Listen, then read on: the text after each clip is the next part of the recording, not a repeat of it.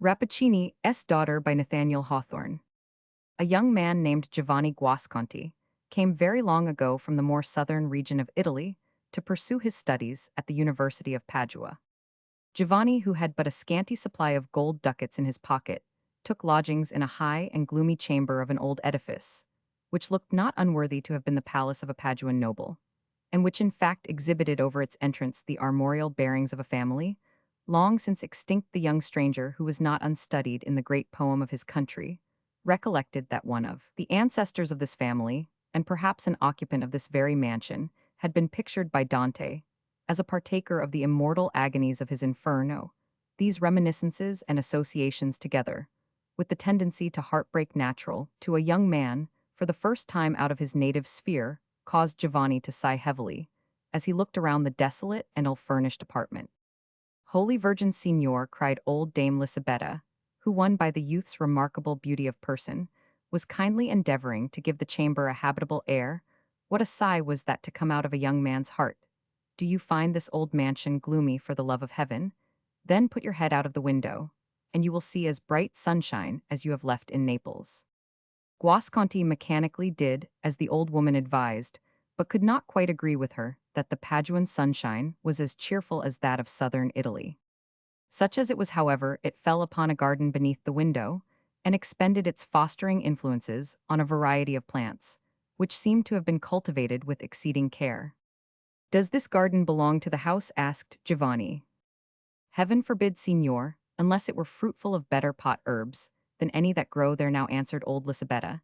"No, that garden is cultivated by the own hands of Signor Giacomo Rappaccini, the famous doctor who, I warrant him, has been heard of as far as Naples. It is said that he distills these plants into medicines that are as potent as a charm. Oftentimes you may see the Signor Doctor at work, and perchance the Signora his daughter too, gathering the strange flowers that grow in the garden." The old woman had now done what she could for the aspect of the chamber, and commending the young man to the protection of the saints, took her departure.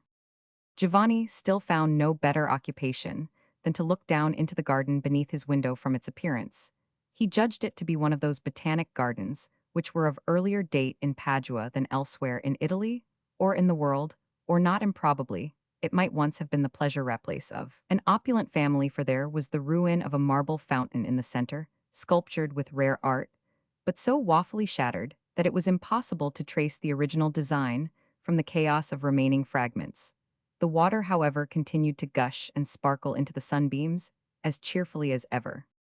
A little gurgling sound ascended to the young man's window and made him feel as if the fountain were an immortal spirit that sung its song unceasingly, and without heeding the vicissitudes around it, while one century embodied it in marble, and another scattered the perishable garniture on the soil.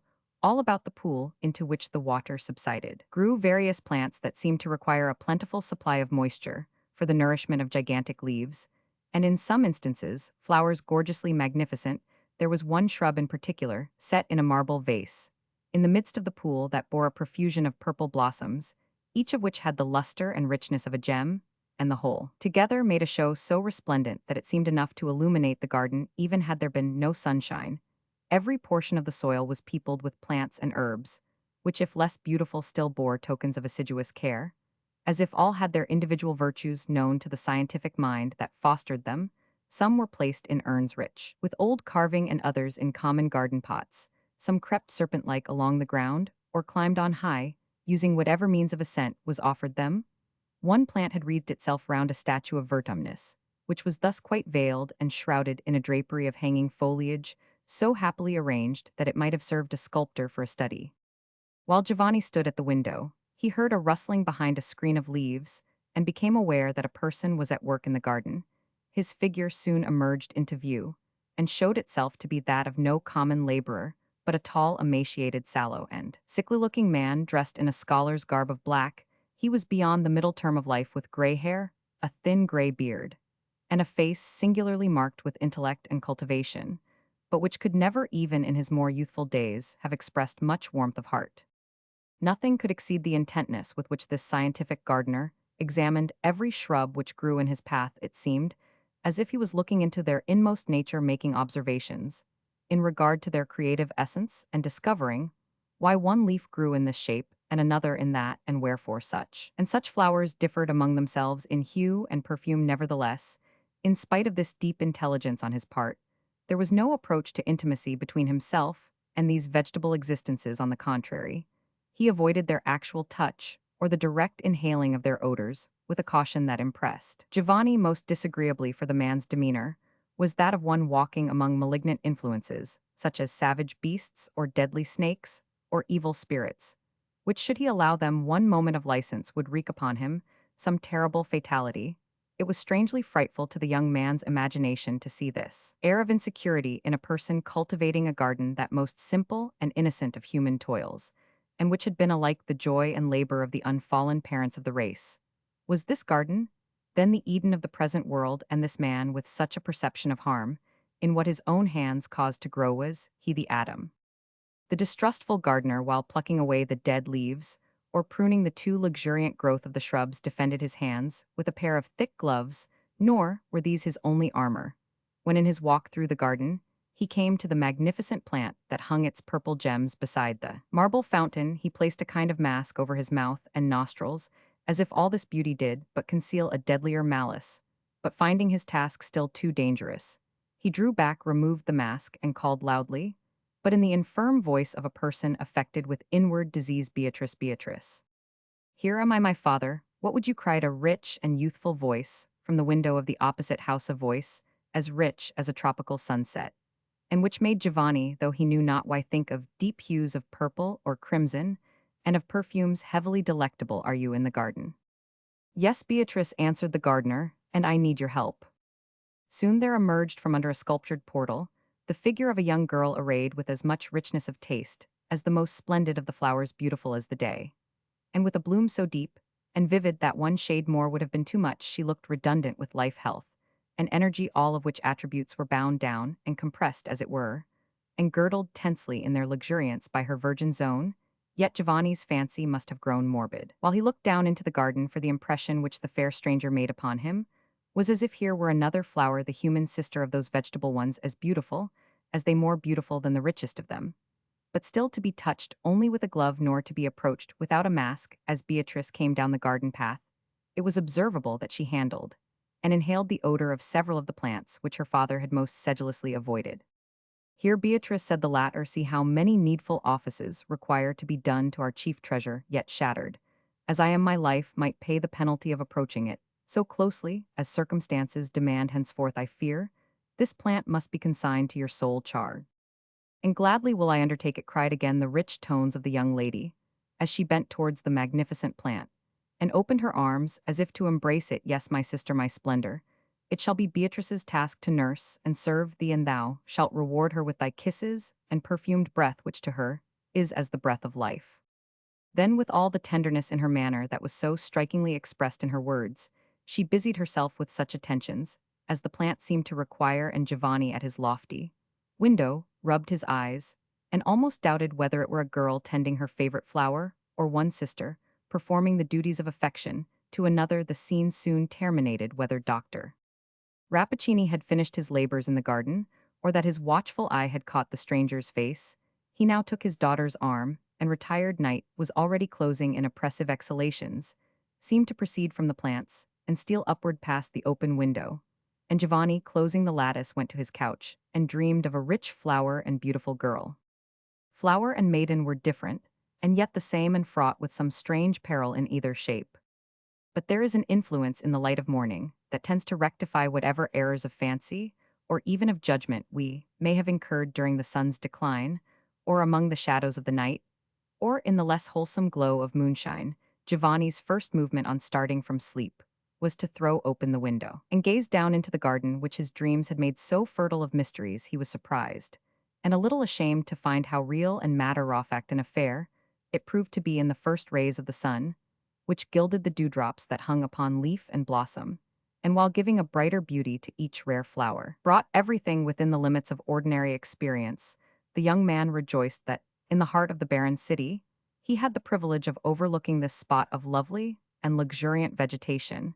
It would serve, he said to himself, as a symbolic language, to keep him in communion with nature. Neither the sickly and thought-worn Dr. Giacomo Rappaccini, It is true, nor his brilliant daughter were now visible, so that Giovanni could not determine how much of the singularity which he attributed to both was due to their own qualities, and how much to his wonder-working fancy, but he was inclined to take a most rational view of the whole matter. In the course of the day, he paid his respects to Signor Pietro Baglioni, professor of medicine in the university, a physician of eminent repute to whom Giovanni had brought a letter of introduction. The professor was an elderly personage, apparently of genial nature and habits that might almost be called jovial. He kept the young man to dinner, and made himself very agreeable by the freedom and liveliness of his conversation, especially when warmed by a flask or two of Tuscan wine. Giovanni, conceiving that men of science, inhabitants of the same city, must needs be on familiar terms with one another, took an opportunity to mention the name of Dr. Rappaccini. But the professor did not respond with so much cordiality as he had anticipated. Ill would it become a teacher of the divine art of medicine, said Professor Pietro Baglioni, in answer to a question of Giovanni, to withhold due and well-considered praise of a physician so eminently skilled as Rappaccini. But on the other hand, I should answer it, but scantily to my conscience, were I to permit a worthy youth like yourself, Signor Giovanni, the son of an ancient friend, to imbibe erroneous ideas, respecting a man who might hereafter chance to hold your life and death in his hands. The truth is, our worshipful doctor Rappaccini has as much science as any member of the faculty, with perhaps one single exception in Padua, or all Italy, but there are certain grave objections to his professional character. And what are they? Asked the young man. Has my friend Giovanni any disease of body or heart, that he is so inquisitive about physicians? Said the professor with a smile. But as for Rappaccini, it is said of him, and I who know the man well can answer for its truth, that he cares infinitely more for science than for mankind. His patients are interesting to him only as subjects for some new experiment. He would sacrifice human life, his own among the rest, or whatever else was dearest to him, for the sake of adding so much as a grain of mustard seed to the great heap of his accumulated knowledge. Methinks he is an awful man indeed, remarked Guasconti, mentally recalling the cold and purely intellectual aspect of Rappaccini. And yet, worshipful professor, is it not a noble spirit? Are there many men capable of so spiritual a love of science? God forbid, answered the professor somewhat testily, at least unless they take sounder views of the healing art than those adopted by Rappaccini. It is his theory that all medicinal virtues are comprised within those substances, which we term vegetable poisons. These he cultivates with his own hands, and is said even to have produced new varieties of poison, more horribly deleterious than nature, without the assistance of this learned person, would ever have plagued the world. Withal, that the signor doctor does less mischief than might be expected with such dangerous substances is undeniable. Now and then, it must be owned, he has effected, or seemed to effect, a marvelous cure. But to tell you my private mind, Signor Giovanni, he should receive little credit for such instances of success, the being probably the work of chance, but should be held strictly accountable for his failures, which may justly be considered his own work. The youth might have taken Baglioni's opinions with many grains of allowance, had he known that there was a professional warfare of long continuance between him and Dr. Rappaccini, in which the latter was generally thought to have gained the advantage. If the reader be inclined to judge for himself, we refer him to certain blackletter tracts on both sides, preserved in the medical department of the University of Padua. I know not, most learned professor, returned Giovanni, after musing on what had been said of Rappaccini's exclusive zeal for science. I know not how dearly this physician may love his art, but surely there is one object more dear to him: he has a daughter. Aha, cried the professor with a laugh, so now our friend Giovanni's secret is out. You have heard of this daughter, whom all the young men in Padua are wild about, though not half a dozen have ever had the good hap to see her face. I know little of the Signora Beatrice, save that Rappaccini is said to have instructed her deeply in his science, and that, young and beautiful as fame reports her, she is already qualified to fill a professor's chair. Perchance her father destines her. For mine other absurd rumors, there be not worth talking about, or listening to. So now, Signor Giovanni, drink off your glass of lacrima. Guasconti returned to his lodgings somewhat heated with the wine he had quaffed, and which caused his brain to swim with strange fantasies, in reference to Dr. Rappaccini and the beautiful Beatrice. On his way, happening to pass by a florist's, he bought a fresh bouquet of flowers. Ascending to his chamber, he seated himself near the window, but within the shadow thrown by the depth of the wall, so that he could look down into the garden, with little risk of being discovered all beneath his eye, was a solitude the strange plants were basking in the sunshine, and now, and then nodding gently to one another, as if in acknowledgement of sympathy and kindred. In the midst by the shattered fountain grew the magnificent shrub, with its purple gems clustering all over it. They glowed in the air, and gleamed back again out of the depths of the pool, which thus seemed to overflow with colored radiance from the rich reflection that was steeped in it. At first, as we have said, the garden was a solitude. Soon, however, as Giovanni had half hoped, half feared, would be the cassia figure appeared beneath the antique sculptured portal, and came down between the rows of plants, inhaling their various perfumes, as if she were one of those beings of old classic fable that lived upon sweet odors. On again, beholding Beatrice, the young man was even startled to perceive how much her beauty exceeded his recollection. Of it, so brilliant, so vivid was its character that she glowed amid the sunlight, and as Giovanni whispered to himself, positively, illuminated the more shadowy intervals of the garden path, her face being now more revealed than on the former occasion. He was struck by its expression of simplicity and sweetness, qualities that had not entered into his idea of her character, and which made him ask anew what manner of mortal she might be. Nor did he fail again to observe or imagine an analogy between the beautiful girl and the gorgeous shrub that hung its gem-like flowers over the fountain, a resemblance which Beatrice seemed to have indulged a fantastic humor in heightening, both by the arrangement of her dress and the selection of its hues. Approaching the shrub, she threw open her arms as with a passionate ardor, and drew its branches into an intimate embrace, so intimate that her features were hidden in its leafy bosom, and her glistening ringlets all intermingled with the flowers. "Give me thy breath, my sister," exclaimed Beatrice, "for I am faint with common air, and give me this flower of thine which I separate with gentlest fingers from the stem, and place it close beside my heart." With these words, the beautiful daughter of Rappaccini plucked one of the richest blossoms of the shrub, and was about to fasten it in her bosom. But now, unless Giovanni's draughts of wine had bewildered his senses, a singular incident occurred. A small orange-colored reptile, of the lizard or chameleon species, chanced to be creeping along the path just at the feet of Beatrice.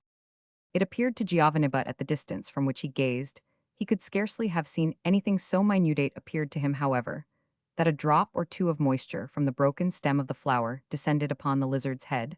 For an instant the reptile contorted itself violently, and then lay motionless in the sunshine. Beatrice observed this remarkable phenomenon and crossed herself sadly but without surprise, nor did she therefore hesitate to arrange the fatal flower in her bosom. There it blushed and almost glimmered with the dazzling effect of a precious stone, adding to her dress an aspect, the one appropriate charm, which nothing else in the world could have supplied.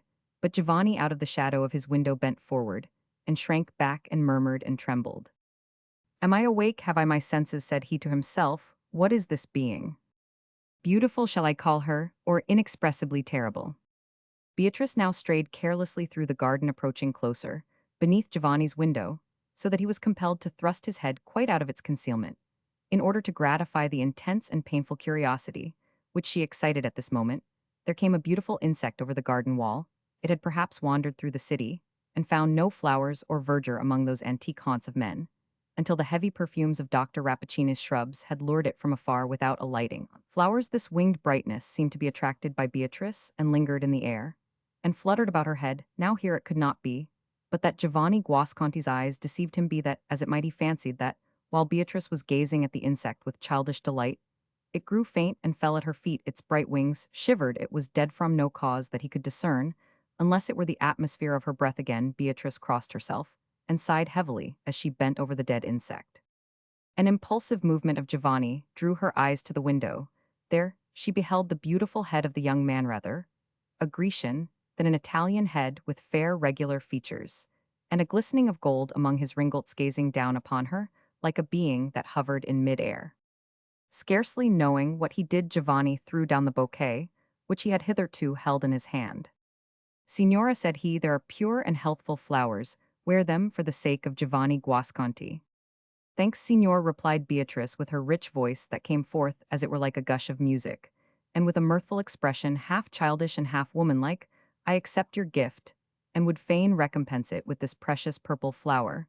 But if I toss it into the air, it will not reach you, so Signor Guasconti must even content himself with my thanks." She lifted the bouquet from the ground, and then, as if inwardly ashamed at having stepped aside from her maidenly reserve to respond to a stranger's greeting, passed swiftly homeward through the garden. But few as the moments were it seemed to Giovanni, when she was on the point of vanishing beneath the sculptured portal, that his beautiful bouquet was already beginning to wither in her grasp. It was an idle thought; there could be no possibility of distinguishing a faded flower from a fresh one at so great a distance. For many days after this incident, the young man avoided the window that looked into Dr. Rappaccini's garden, as if something ugly and monstrous would have blasted his eyesight had he been betrayed into a glance. He felt conscious of having put himself to a certain extent within the influence of an unintelligible power by the communication which he had opened with Beatrice.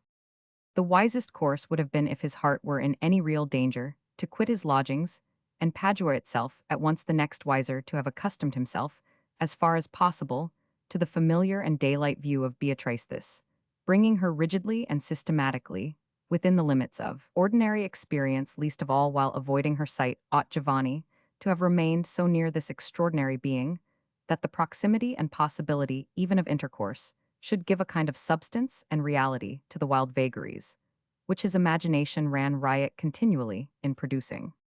Guasconti had not a deep harder at all events; its depths were not sounded now, but he had a quick fancy and an ardent southern temperament, which rose every instant to a higher fever pitch, whether or no Beatrice possessed those terrible attributes that fatal breath the affinity with those so beautiful and deadly flowers which were indicated by what Giovanni had witnessed.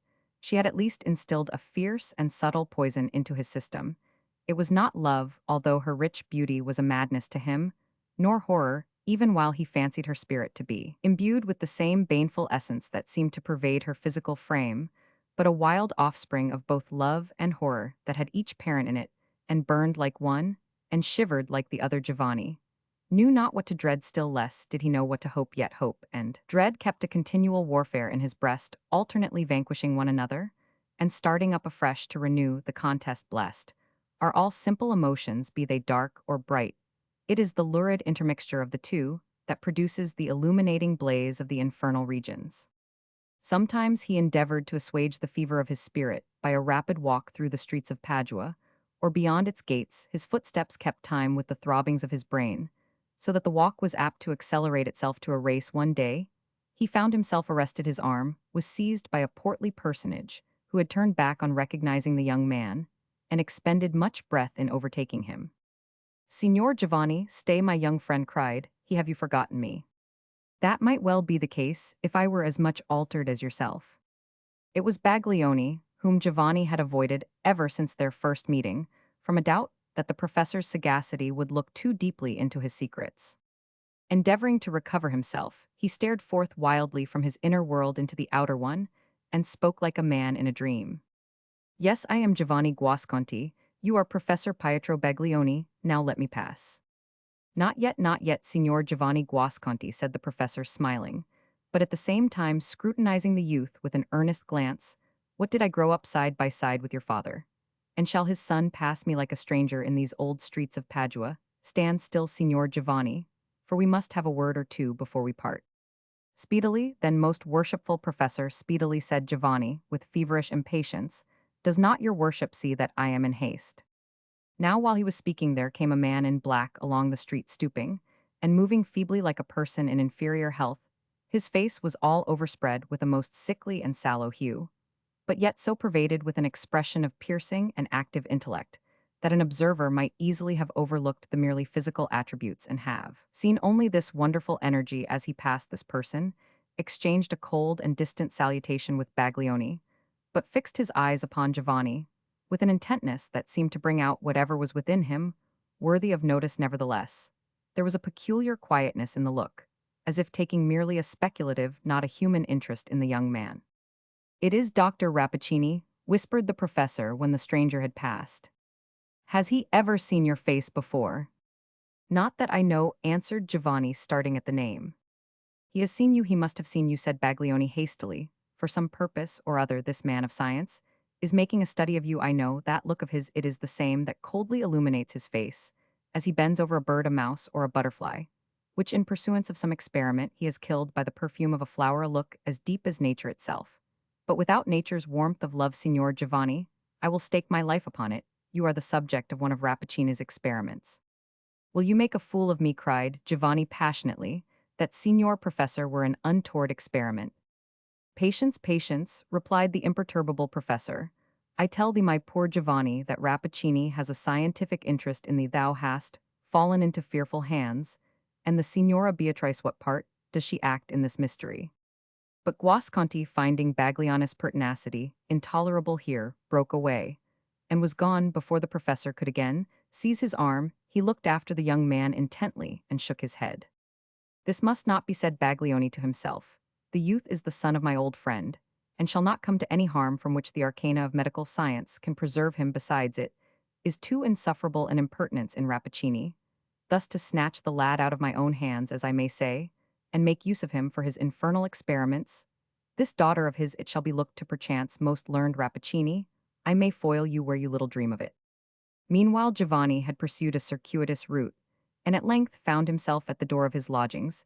As he crossed the threshold, he was met by old Lisabetta, who smirked and smiled, and was evidently desirous to attract his attention vainly. However, as the ebullition of his feelings had momentarily subsided into a cold and dull vacuity, he turned his eyes full upon the withered face that was puckering itself into a smile, but seemed to behold it not. The old dame therefore laid her grasp upon his cloak.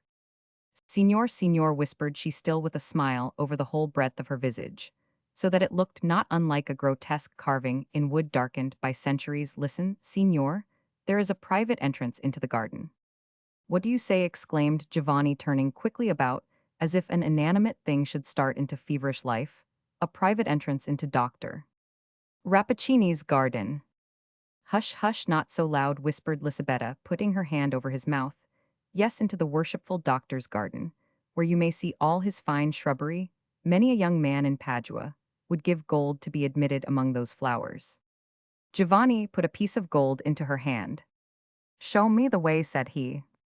A surmise, probably excited by his conversation with Baglioni, crossed his mind that this interposition of old Lisabetta might perchance be connected with the intrigue, whatever were its nature, in which the professor seemed to suppose that Dr. Rappaccini was involving him. But such a suspicion, though it disturbed Giovanni, was inadequate to restrain him. The instant that he was aware of the possibility of approaching Beatrice, it seemed an absolute necessity of his existence to do so. It mattered not whether she were angel or demon, he was irrevocably within her sphere, and must obey the law that whirled him onward in ever-lessening circles towards a result which he did not attempt to foreshadow.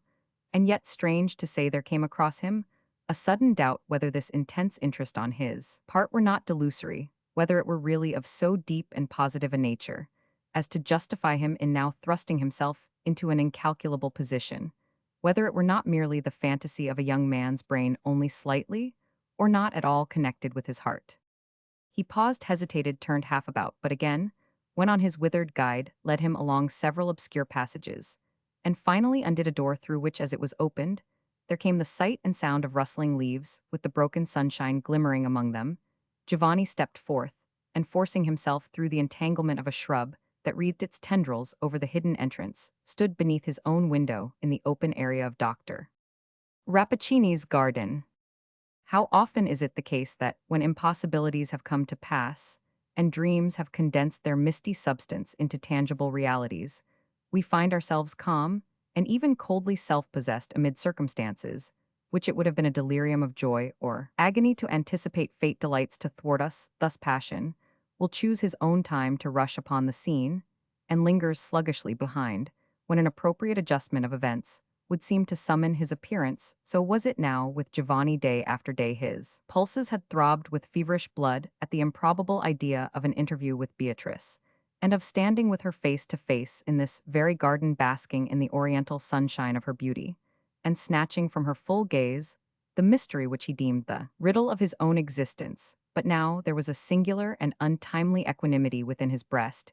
He threw a glance around the garden to discover if Beatrice or her father were present, and perceiving that he was alone, began a critical observation of the plants. The aspect of one and all of them dissatisfied him. Their gorgeousness seemed fierce, passionate, and even unnatural. There was hardly an individual shrub which a wanderer straying by himself through a forest would not have been startled to find growing wild as if an unearthly face had glared at him out of the thicket. Several also would have shocked a delicate instinct by an appearance of artificialness, indicating that there had been such commixture, and as it were adultery of various vegetable species, that the production was no longer of God's making, but the monstrous offspring of man's depraved fancy glowing with only an evil mockery of beauty. They were probably the result of experiment, which in one or two cases had succeeded in mingling plants, individually lovely, into a compound, possessing the questionable and ominous character that distinguished the whole growth of the garden. In fine, Giovanni recognized but two or three plants in the collection, and those of a kind that he well knew to be poisonous. While busy with these contemplations, he heard the rustling of a silken garment, and turning beheld Beatrice emerging from beneath the sculptured port. Giovanni had not considered with himself what should be his deportment, whether he should apologize for his intrusion into the garden or assume that he was there with the privity at least if not by the desire of Dr. Rappaccini or his daughter. But Beatrice's manner placed him at his ease, though leaving him still in doubt by what agency he had gained admittance. She came lightly along the path, and met him near the broken fountain. There was surprise in her face, but brightened by a simple and kind expression of pleasure. "You are a connoisseur in flowers, signor," said Beatrice, with a smile, alluding to the bouquet which he had flung her from the window. "It is no marvel, therefore, if the sight of my father's rare collection has tempted you to take a nearer view. If he were here, he could tell you many strange and interesting facts as to the nature and habits of these shrubs, for he has spent a lifetime in such studies, and this garden is his world." "And yourself, lady," observed Giovanni, "if fame says true, you likewise are deeply skilled in the virtues indicated by these rich blossoms. And these spicy perfumes, would you deign to be my instructress, I should prove an apter scholar than if taught by Signor Rappaccini himself." "Are there such idle rumors?" asked Beatrice, with the music of a pleasant laugh. "Do people say that I am skilled in my father's science of plants? What a jest is there! No, though I have grown up among these flowers, I know no more of them than their hues and perfume, and sometimes methinks I would fain rid myself of even that small knowledge. There are many flowers here, and those not the least brilliant that shock and offend me when they meet my eye. But pray, signor, do not believe these stories about my science. Believe nothing of me save what you see with your own eyes." "And must I believe all that I have seen with my own eyes?" asked Giovanni pointedly, while the recollection of former scenes made him shrink. "No, signora, you demand too little of me. Bid me believe nothing save what comes from your own lips." It would appear that Beatrice understood him. There came a deep flush to her cheek, but she looked full into Giovanni's eyes and responded to his gaze of uneasy suspicion with a queen-like haughtiness. "I do so bid you, signor," she replied. "Forget whatever you may have fancied in regard to me. If true to the outward senses, still it may be false in its essence. But the words of Beatrice Rappaccini's lips are true from the depths of the heart outward. Those you may believe." A fervor glowed in her whole aspect, and beamed upon Giovanni's consciousness like the light of truth itself. But while she spoke, there was a fragrance in the atmosphere around her, rich and delightful though evanescent, yet which the young man, from an indefinable reluctance, scarcely dared to draw into his lungs. It might be the odor of the flowers, could it be Beatrice's breath, which thus embalmed her words with a strange richness, as if by steeping them in her heart. A faintness passed like a shadow over Giovanni and flitted away. He seemed to gaze through the beautiful girl's eyes into her transparent soul, and felt no more doubt or fear. The tinge of passion that had colored Beatrice's manner vanished. She became gay, and appeared to derive a pure delight from her communion with the youth, not unlike what the maiden of a lonely island might have felt conversing with a voyager from the civilized world. Evidently, her experience of life had been confined within the limits of that garden. She talked now about matters as simple as the daylight or summer clouds, and now asked questions in reference to the city or Giovanni's distant home, his friends, his mother, and his sister's questions, indicating such seclusion and such lack of familiarity with modes and forms that Giovanni responded as if to an infant. Her spirit gushed out before him like a fresh rill that was just catching its first glimpse of the sunlight and wondering at the reflections of earth and sky, which were flung into its bosom. There came thoughts, too, from a deep source and fantasies of a gem-like brilliancy, as if diamonds and rubies sparkled upward among the bubbles of the fountain. Ever and anon there gleamed across the young man's mind a sense of wonder that he should be walking side by side with the being who had so wrought upon his imagination, whom he had idealized in such hues of terror, in whom he had positively witnessed such manifestations of dreadful attributes, that he should be conversing with Beatrice like a brother, and should find her so human and so maiden-like. But such reflections were only momentary. The effect of her character was too real not to make itself familiar at once. In this free intercourse they had strayed through the garden, and now after many turns among its avenues, were come to the shattered fountain, beside which grew the magnificent shrub with its treasury of glowing blossoms. A fragrance was diffused from it, which Giovanni recognized as identical with that which he had attributed to Beatrice's breath, but incomparably more powerful. As her eyes fell upon it, Giovanni beheld her press her hand to her bosom, as if her heart were throbbing suddenly and painfully. For the first time in my life, murmured she, addressing the shrub, I had forgotten thee. I remember, Signora, said Giovanni, that you once promised to reward me with one of these living gems for the bouquet which I had the happy boldness to fling to your feet. Permit me now to pluck it as a memorial of this interview. He made a step towards the shrub with extended hand, but Beatrice darted forward, uttering a shriek that went through his heart like a dagger. She caught his hand and drew it back with the whole force of her slender figure. Giovanni felt her touch thrilling through his fibers. Touch it not, exclaimed she, in a voice of agony, not for thy life, it is fatal. Then, hiding her face, she fled from him, and vanished beneath the sculptured portal. As Giovanni followed her with his eyes, he beheld the emaciated figure and pale intelligence of Dr. Rappaccini, who had been watching the scene he knew not how long within the shadow of the entrance. No sooner was Guasconti alone in his chamber than the image of Beatrice came back to his passionate musings, invested with all the witchery that had been gathering around it, ever since his first glimpse of her, and now likewise imbued with a tender warmth of girlish womanhood.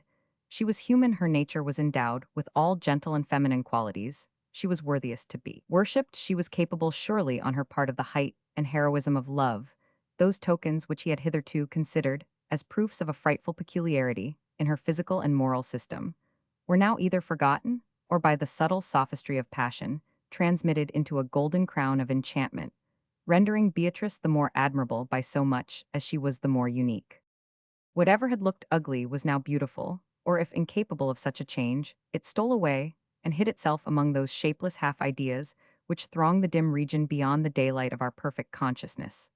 Thus did he spend the night, nor fell asleep, until the dawn had begun to awake the slumbering flowers in Dr. Rappaccini's garden, whither Giovanni's dreams doubtless led him up. Rose the sun in his due season, and, flinging his beams upon the young man's eyelids, awoke him to a sense of pain.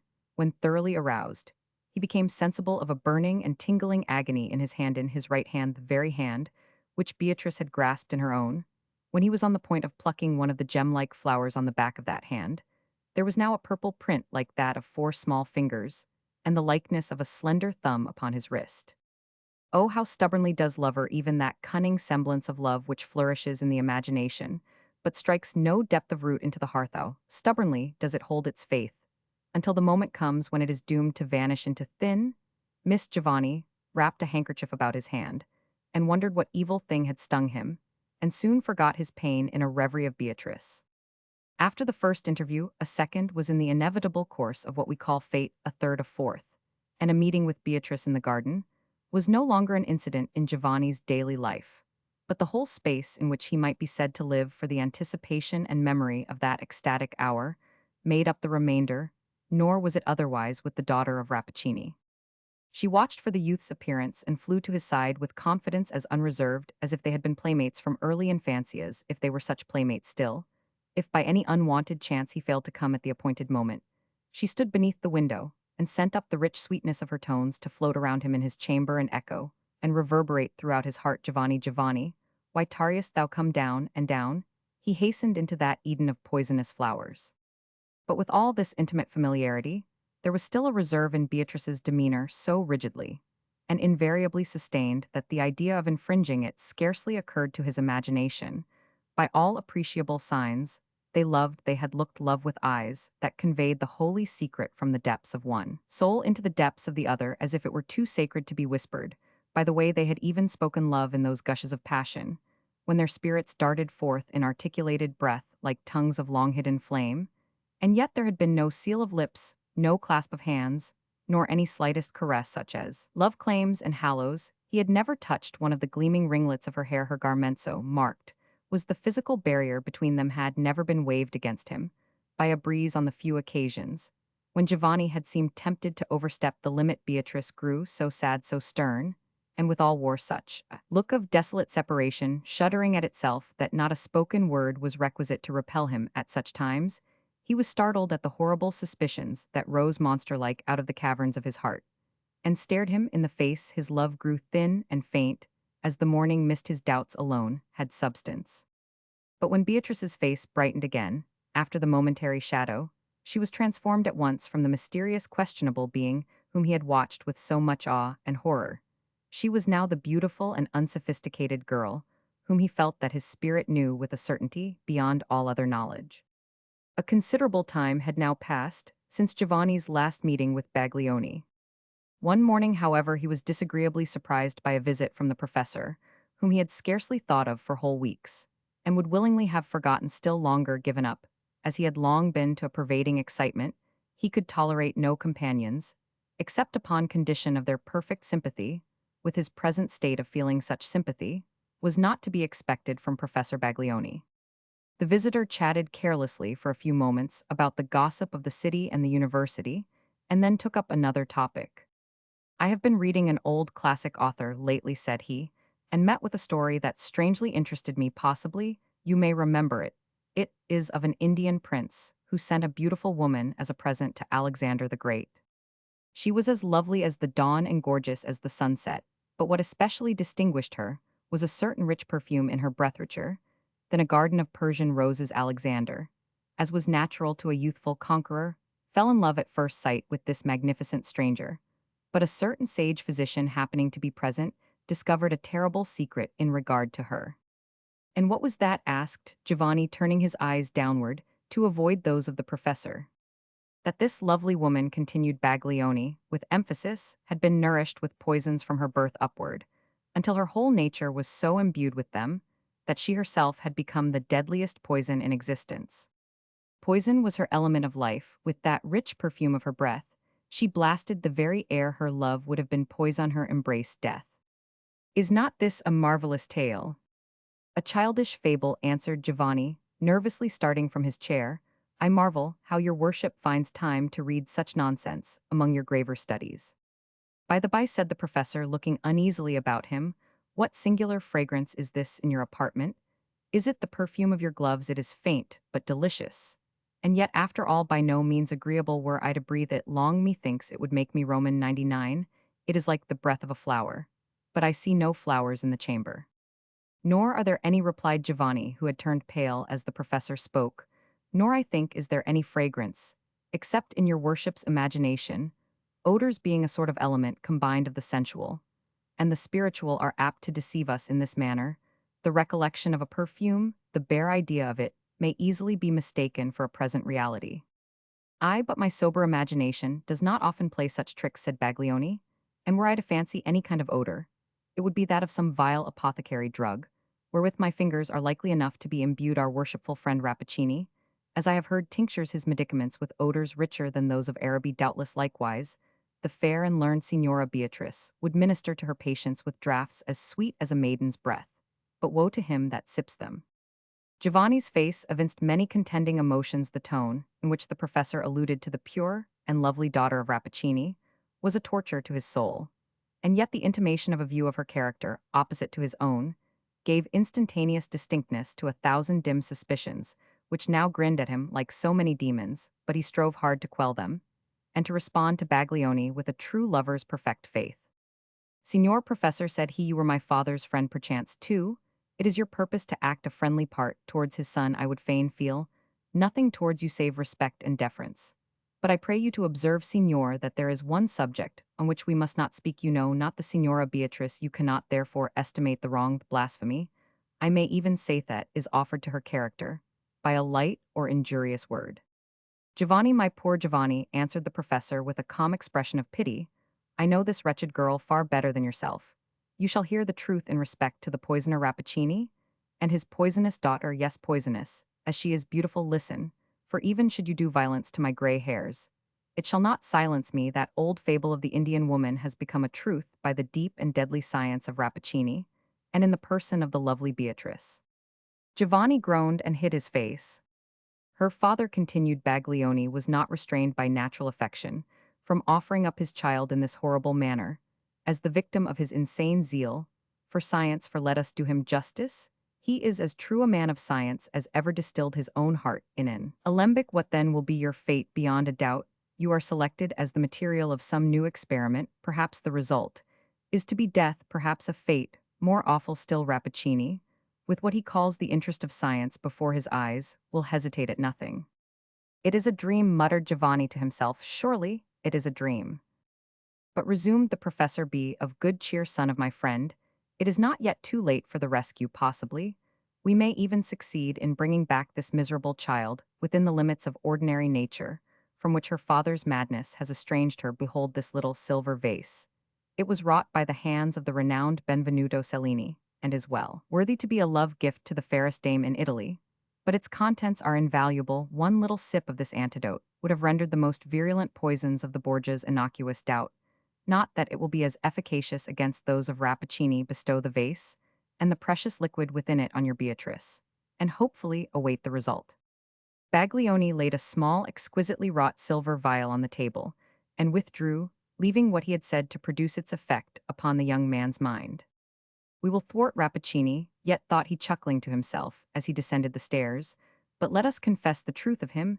He is a wonderful man, indeed a vile empiric, however, in his practice, and therefore not to be tolerated by those who respect the good old rules of the medical profession.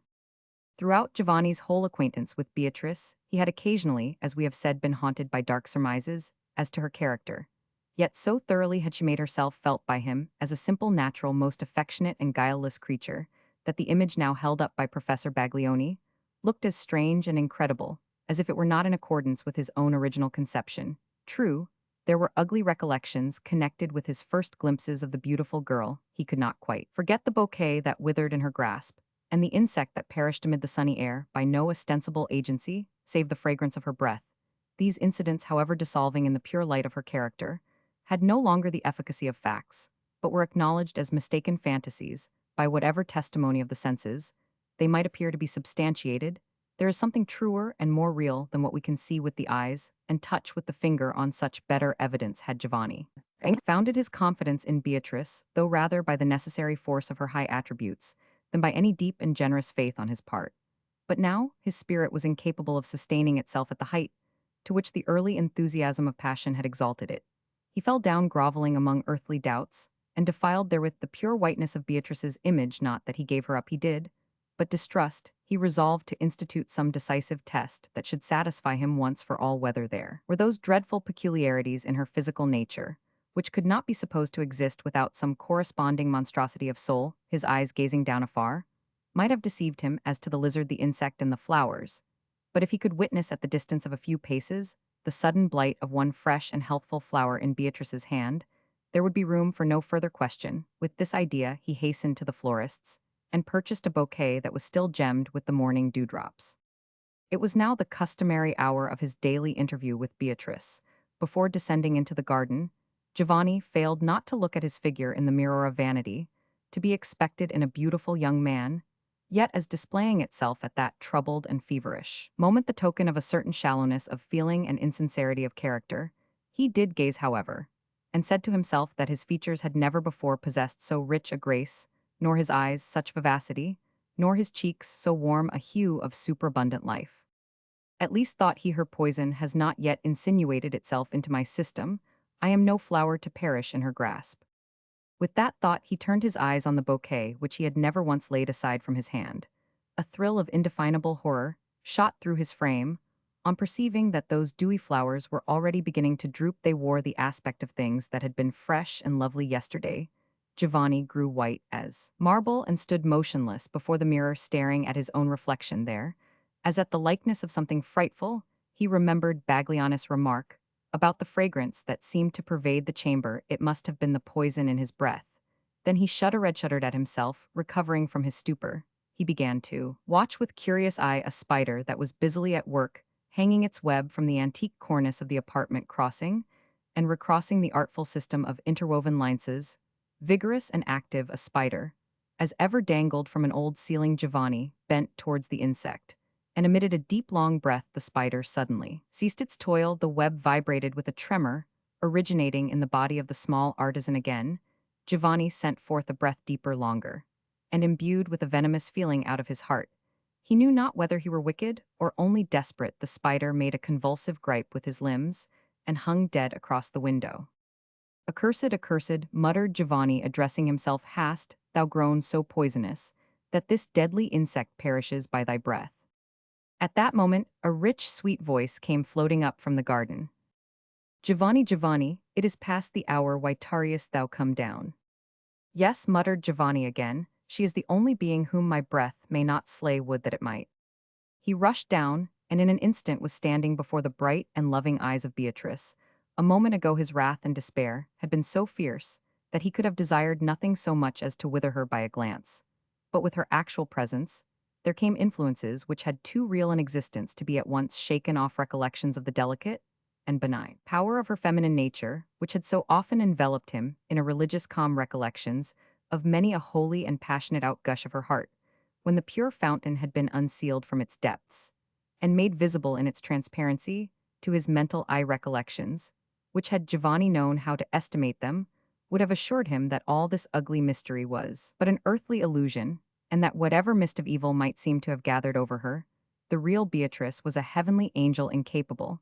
As he was of such high faith, still her presence had not utterly lost its magic. Giovanni's rage was quelled into an aspect of sullen insensibility. Beatrice, with a quick spiritual sense, immediately felt that there was a gulf of blackness between them, which neither he nor she could pass. They walked on together, sad and silent, and came thus to the marble fountain, and to its pool of water on the ground, in the midst of which grew the shrub that bore gem-like blossoms. Giovanni was affrighted at the eager enjoyment, appetite, as it were, with which he found himself inhaling the fragrance of the flowers.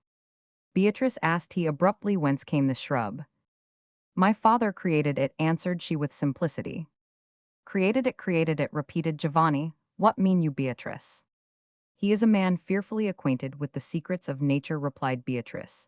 And at the hour when I first drew breath, this plant sprang from the soil, the offspring of his science, of his intellect, while I was but his earthly child. Approach it, not, continued she, observing with terror that Giovanni was drawing nearer to the shrub. It has qualities that you little dream of, but I, dearest Giovanni, I grew up and blossomed with the plant, and was nourished with its breath. It was my sister, and I loved it with a human affection. For alas, thou not suspected it there was an awful doom. Here Giovanni frowned so darkly upon her that Beatrice paused and trembled, but her faith in his tenderness reassured her, and made her blush that she had doubted for an instant. There was an awful doom, she continued, the effect of my father's fatal love of science, which estranged me from all society of my kind, until heaven sent thee, dearest Giovanni. Oh, how lonely was thy poor Beatrice! Was it a hard doom? Asked Giovanni, fixing his eyes upon her. Only of late have I known how hard it was, answered she tenderly. Oh yes, but my heart was torpid, and therefore quiet. Giovanni's rage broke forth from his sullen gloom, like a lightning flash out of a dark cloud. Accursed one, cried he with venomous scorn and anger, and finding thy solitude wearisome, thou hast severed me likewise from all the warmth of life, and enticed me into thy region of unspeakable horror. Giovanni, exclaimed Beatrice, turning her large bright eyes upon his face. The force of his words had not found its way into her mind, she was merely thunderstruck. Yes, poisonous thing, repeated Giovanni beside himself with passion, thou hast done it, thou hast blasted me, thou hast filled my veins with poison, thou hast made me as hateful, as ugly, as loathsome, and deadly a creature as Thisulpha, world's wonder of hideous monstrosity. Now if our breath be happily as fatal to ourselves, as to all others, let us join our lips in one kiss of unutterable hatred, and so die. What has befallen me? Murmured Beatrice with a low moan out of her heart. Holy Virgin, pity me, a poor heartbroken child. Thou dost thou pray, cried Giovanni, still with the same fiendish scorn. Thy very prayers, as they come from thy lips, taint the atmosphere with death. Yes, yes.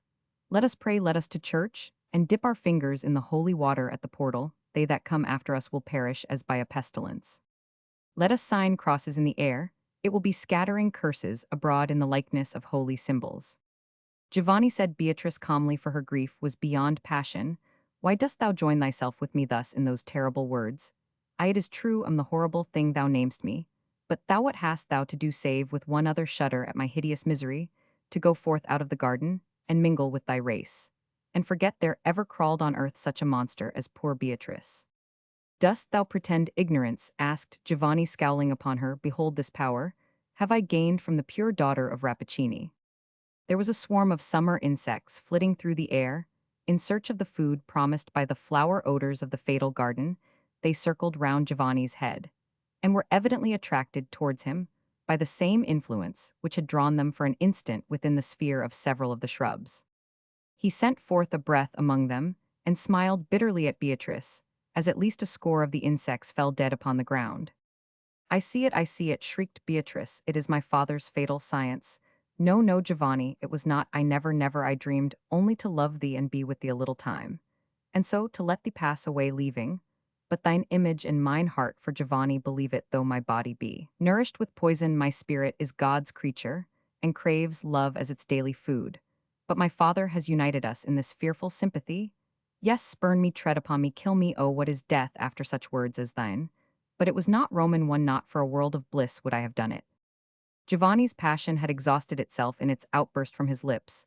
There now came across him a sense mournful, and not without tenderness, of the intimate and peculiar relationship between Beatrice and himself. They stood, as it were, in an utter solitude which would be made none the less solitary by the densest throng of human life. Ought not then the desert of humanity around them to press this insulated pair closer together, if they should be cruel to one another? Who was there to be kind to them besides, thought Giovanni? Might there not still be a hope of his returning within the limits of ordinary nature, and leading Beatrice, the redeemed Beatrice, by the hand, O weak and selfish and unworthy spirit, that could dream of an earthly union and earthly happiness as possible, after such deep love had been so bitterly wronged as was Beatrice's love by Giovanni's blighting words? No, no, there could be no such hope. She must pass heavily with that broken heart across the borders of Timish, must bathe her hurts in some fount of paradise, and forget her grief in the light of immortality, and there be well. But Giovanni did not know it. Dear Beatrice, said he, approaching her while she shrank away as always at his approach. But now with a different impulse, dearest Beatrice, our fate is not yet so desperate. Behold, there is a medicine potent, as a wise physician has assured me, and almost divine in its efficacy. It is composed of ingredients the most opposite to those by which thy awful father has brought this calamity upon thee and me. It is distilled of blessed herbs. Shall we not quaff it together, and thus be purified from evil? Give it me, said Beatrice, extending her hand to receive the little silver vial, which Giovanni took from his bosom. She added with a peculiar emphasis, I will drink, but do thou await the result. She put Bagliani's antidote to her lips, and at the same moment the figure of Rappaccini emerged from the portal and came slowly towards the marble fountain. As he drew near, the pale man of science seemed to gaze with a triumphant expression at the beautiful youth, and maiden as might an artist who should spend his life in achieving a picture or a group of statuary, and finally be satisfied with his success. He paused, his bent form grew erect. With conscious power, he spread out his hands over them in the attitude of a father imploring a blessing upon his children. But those were the same hands that had thrown poison into the stream of their lives. Giovanni trembled, Beatrice shuddered nervously, and pressed her hand upon her heart. My daughter, said Rappaccini, thou art no longer lonely in the world. Pluck one of those precious gems from thy sister shrub, and bid thy bridegroom wear it in his bosom, it will not harm him. Now my science, and the sympathy between thee and him, have so wrought within his system, that he now stands apart from common men, as thou dost, daughter of my pride and triumph, from ordinary women. Pass on then through the world most dear to one another, and dreadful to all besides. My father, said Beatrice feebly, and, still as she spoke, she kept her hand upon her heart. Wherefore didst thou inflict this miserable doom upon thy child? Miserable, exclaimed Rappaccini. What mean you, foolish girl? Dost thou deem it misery to be endowed with marvelous gifts, against which no power nor strength could avail an enemy misery, to be able to quell the mightiest with a breath misery, to be as terrible as thou art beautiful? Wouldst thou then have preferred the condition of a weak woman, exposed to all evil and capable of none? I would fain have been loved, not feared, murmured Beatrice, sinking down upon the ground. But now it matters not, I am going, father, where the evil which thou hast striven to mingle with my being will pass away like a dream, like the fragrance of these poisonous flowers, which will no longer taint my breath among the flowers of Eden. Farewell, Giovanni, thy words of hatred are like lead within my heart. But they too will fall away, as I ascend. Oh, was there not from the first more poison in thy nature than in mine? Beatrice so radically had her earthly part been wrought upon by Rappaccini's skill as poison had been life, so the powerful antidote was death. And thus the poor victim of man's ingenuity, and of thwarted nature, and of the fatality that attends all such efforts of perverted wisdom perished there at the feet of her father and Giovanni, just at that moment. Professor Pietro Baglioni looked forth from the window, and called loudly in a tone of triumph, mixed with horror to the thunder-stricken man of science Rappaccini. Rappaccini, and is this the upshot of your experiment?